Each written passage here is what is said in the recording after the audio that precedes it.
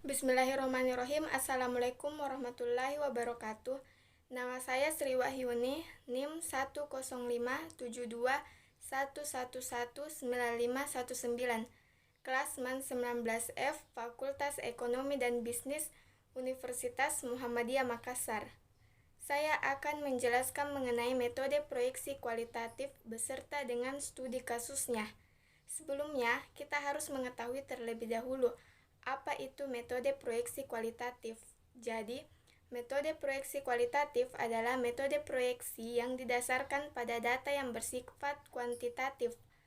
Hasil proyeksi yang didasarkan pada proyeksi kualitatif akan menghasilkan proyeksi yang bersifat objektif, yang berarti bahwa nilai proyeksi tersebut tidak dapat diperdebatkan.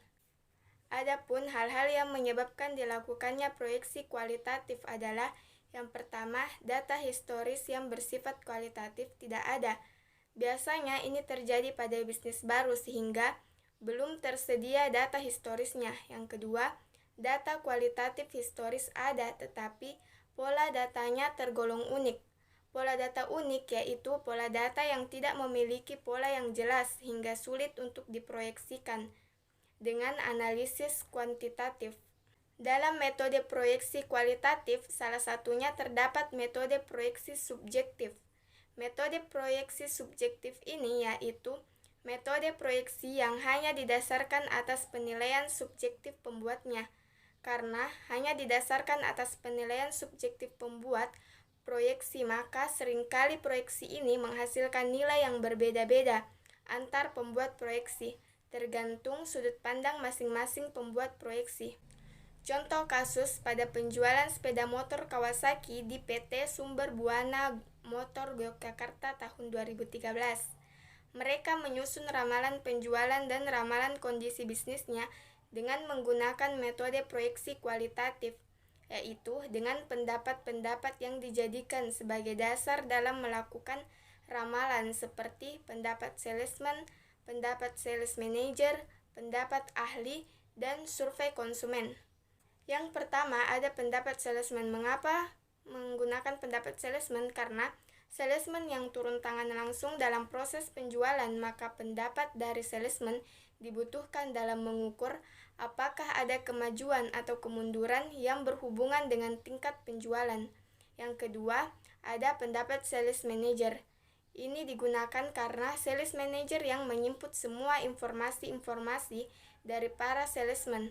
Maka sales manager pasti mempunyai pertimbangan dan pandangan yang lebih luas mengenai penjualan. Yang ketiga, ada pendapat ahli.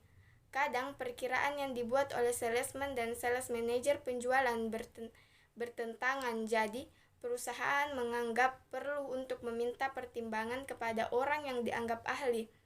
Mereka disebut konsultan. Yang keempat, ada survei konsumen.